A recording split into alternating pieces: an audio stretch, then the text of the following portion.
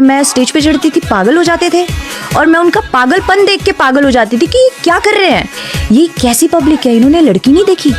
मैंने ऐसे ऐसे लोग देखे हैं।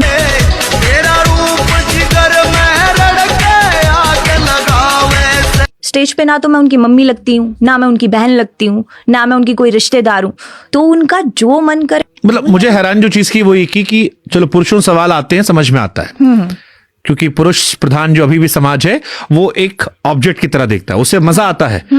वो आपके परफॉर्मेंस से सबसे ज्यादा वही घुस के आप मार करेगा कि आगे चढ़ के हमको देखना है। या कोई भी उस टाइम पे एक चीज और होती थी ना कि जब मैंने शुरुआत की थी, जब भी डांसर्स डांस करती थी, लेकिन वो लहंगा वहंगा पहन के और हिंदी गाने उस टाइम पे परफॉर्म होते थे और रागनियां गाई जाती थी। पर जो मैंने शुरुआत की वो मैंने हरियाणवी गानों से की। मैंने कभी हिंदी परफॉर्म ही नहीं किया स्टेज पे, और मैंने सूट सलवार पहन के शुरुआत की। तो अभी सूट सलवार में अभी मैं आपको बताती हूँ कि मैं क्यों खराब लगती हूँ लोगों को।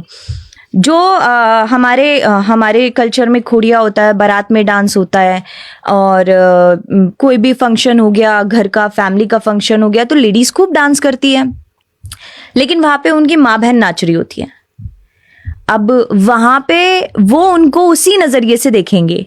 मैं स्टेज पर हूं, स्टेज पे ना तो मैं उनकी मम्मी लगती हूँ, ना मैं उनकी बहन लगती हूँ, ना मैं उनकी कोई रिश्तेदार हूँ, तो उनका जो मन करे वो स्टेटमेंट मेरे पे थोप सकते हैं। और कई ऐसा भी है, जब मैंने डांस करना शुरू किया था तो मुझे लगता था कि ये कैसी पब्लिक है, इन्होंने लड़की नहीं देखी।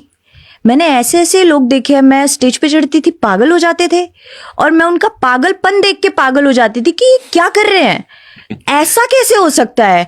तो मुझे लगता था, फिर बाद में आज जब मैं बैठ के सोचती हूँ तो मुझे ऐसा लगता है कि सही में लोग उस टाइम पे ऐसे सोचा करते थे कि यार ये लड़की बहुत सुंदर है।